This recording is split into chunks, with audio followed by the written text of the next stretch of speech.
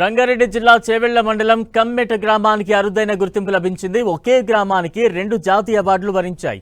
గ్రామానికి చెందిన పటోల్లా హనుమంత్ రెడ్డికి ఉత్తమ సేవ అవార్డు వరించగా ఉత్తమ సర్పంచ్గా తులసి రాజుకు అవార్డు దక్కింది. ఒకేసారి 2 జాతీయ అవార్డులు రావడంపై గ్రామస్తులు, స్థానికులు హర్షం వ్యక్తం చేస్తున్నారు. బహుజన సేవ academy national committee of India నుంచి ఉత్తమ సేవ అవార్డును పట్లోల్లా హనుమంత్ రెడ్డి అందుకోనున్నారు. 2006 సంవత్సరంలో వార్డు మెంబర్గా ఎస్సీ కాలనీ నుంచి ఎన్నికైన అక్కడ ప్రజలు నాకు మెజార్టీతో గెలిపించినందుకు నా రాజకీయ పునాది అక్కడి నుంచి స్టార్ట్ అయ్యి నేను వార్డు మెంబర్ అయిన ప్రగతి రిసార్ట్ నుంచి సొంత డబ్బులు పెట్టి గొల్లపల్లి మెయిన్ రోడ్ వరకు సుమారుగా 10 లక్షలు పెట్టి మట్టి రోడ్ చేయించిన తర్వాత అంచెలంచెలుగా వర్కులు చేసుకుంటూ ప్రజలకు సేవలు చేసుకుంటూ 2013లో సర్పంచ్గా ఎన్నుకోవడం జరిగింది.